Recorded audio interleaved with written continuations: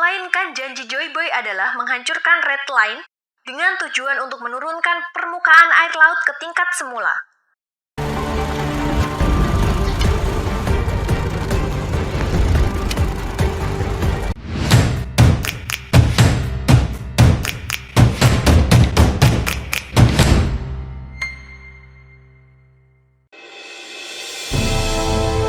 Ohayo minasan, balik lagi bersama aku Nefertari Vivi di sini dan selamat datang juga di channel Animeope. Oke guys, di pembahasan kali ini kita akan melanjutkan lagi isi dari teori Goldie Roger. Nah, pembahasan kali ini diawali dengan memperlihatkan kelompok bajak laut topi jerami yang sudah tiba di Pulau Lodestar. Iya, pulau paling ujung yang ada di lautan Newark.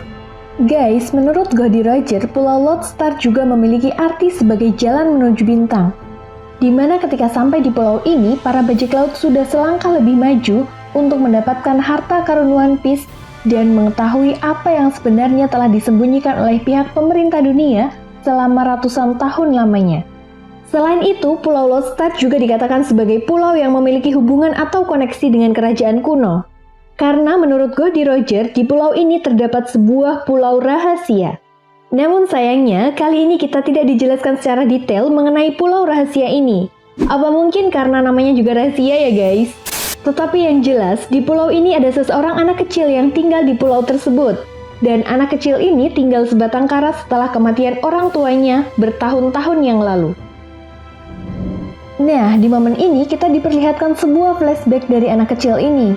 Di mana tepat sebelum kematian ayahnya pernah menceritakan sebuah ramalan yang sudah lama diceritakan sejak zaman nenek moyang mereka. Dan ramalan tersebut mengatakan bahwa dalam waktu dekat akan ada orang yang akan tiba dan mengetahui pulau ini.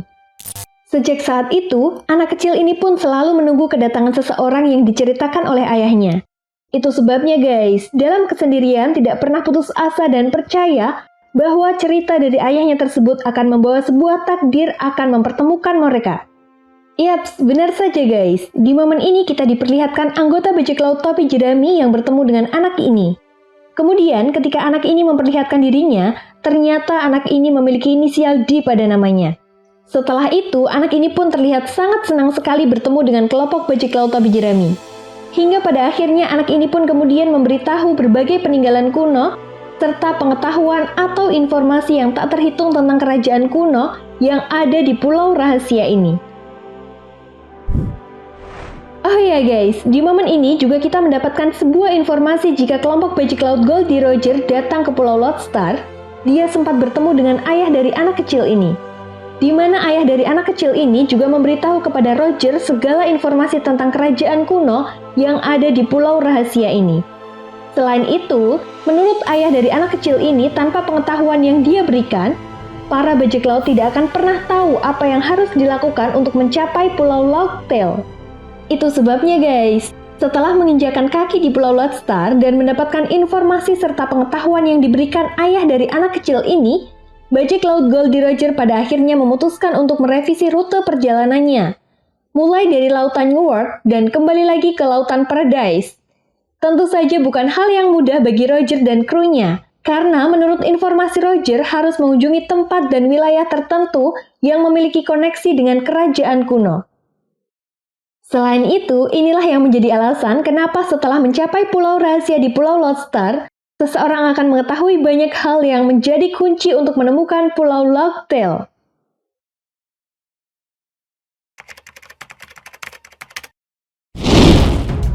Nah, setelah kita mendapatkan informasi tentang kerajaan kuno yang ada di Pulau Lodestar, Luffy dan yang lainnya kemudian memutuskan untuk pergi ke Mary Joyce. Hingga pada akhirnya mereka pun tiba di tanah suci tersebut. Entah karena suatu alasan, sebagian kelompok bajak laut topi jerami pun berhasil ditangkap oleh Gorosei termasuk Luffy. Di momen ini juga kita pun diperlihatkan sebuah flashback ternyata di masa lalu terdapat sebuah kuil bawah tanah yang digunakan oleh Im Sama dan pihak pemerintah dunia sebagai sebuah penjara untuk orang-orang tertentu.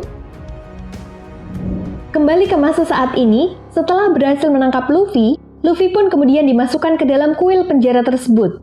Dan betapa terkejutnya mereka melihat banyak orang-orang yang dipenjara dalam kuil tersebut. Di momen ini juga, Luffy dan anggota bajak laut topi jerami yang berhasil ditangkap bertemu dengan orang pendeta wanita matahari.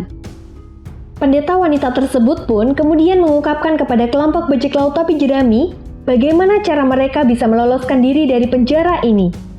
Iya, menurut pendeta wanita itu, area tanah penumpang Kastil Pangea hanyalah sebuah langit-langit es, dan satu-satunya cara untuk menghancurkan langit-langit es tersebut menggunakan sebuah sinar surya yang langsung terhubung dengan matahari.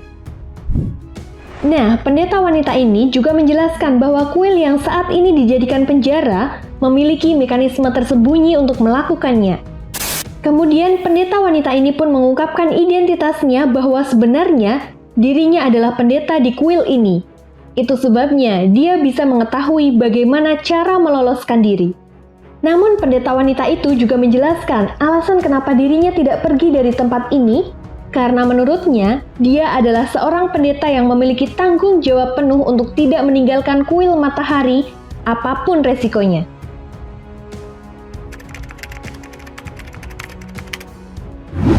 Nah, setelah kita mengetahui apa yang terjadi kepada Luffy, menurut Goldie Roger, akan ada sebuah momen di mana Luffy dan kelompok bajak laut topi jerami yang berhasil ditangkap dan saat ini sedang dipenjara di kuil bawah tanah bisa meloloskan diri. Dan hal inilah yang akan memancing pergerakan dari sang ketua Revolutionary Army, yaitu Monkey D. Dragon untuk datang ke Mary Joyce. Oh ya guys, namun sebelum itu terjadi, Goldie Roger sedikit menceritakan awal mula bagaimana Monkey D. Dragon memulai petualangannya. Nah, kurang lebih 30 tahun yang lalu, Monkey D. Dragon mengawali perjalanannya dari sebuah negeri yang jauh dari timur. Di sini, Monkey D. Dragon berlayar mengelilingi berbagai tempat dan wilayah yang ada di dunia One Piece. Tepat di suatu wilayah, Monkey D. Dragon bertemu dengan seseorang wanita yang merupakan anak dari prajurit ternama. Namun entah karena suatu alasan, sosok wanita ini menyembunyikan identitas aslinya yang merupakan seorang putri dari sebuah kerajaan. Nah, di momen ini, Monkey D. Dragon dan wanita ini saling tertarik dan jatuh cinta pada pandangan pertama. Namun karena wanita ini adalah seorang pewaris putri kerajaan, kedua orang tua wanita ini pun tidak setuju dengan Monkey D. Dragon. Hingga pada akhirnya, mereka pun menjalin cinta terlarang dan dikaruniai seorang anak laki-laki yang bernama Monkey D. Luffy. Nah, ibarat sepandai-pandainya tupai melompat, hubungan terlarang mereka pun akhirnya diketahui oleh kedua orang tua dari wanita ini. Hingga pada akhirnya, Monkey D. Dragon dan Baka Sencho kita pun diusir dari wilayah tersebut. Guys, ternyata alasan kedua orang tua wanita ini tidak setuju dengan Dragon sebenarnya karena wanita ini memiliki sebuah kewajiban yang tidak bisa ditinggalkan. Dan hanya dia, satu-satunya pewaris putri yang mampu menjalankan tanggung jawab tersebut. Di momen ini juga, kita pun akhirnya diperlihatkan ibu Luffy yang ternyata adalah seorang pendeta wanita matahari yang saat ini bersama dengan Luffy di kuil penjara.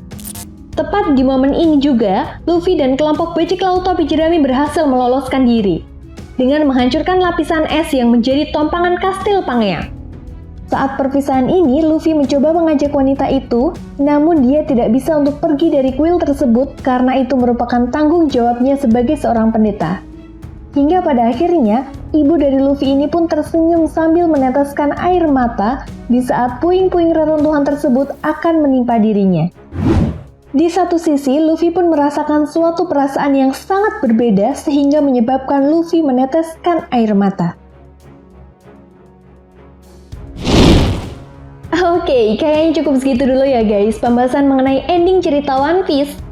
Jika kalian punya pendapat lain, silahkan tulis pendapat kalian di kolom komentar. Oh iya, kalau nakama suka dengan pembahasan kali ini, jangan lupa support channel Anime OP dengan fitur Super Thanks ya. Dan sampai jumpa lagi di pembahasan berikutnya. Bye-bye!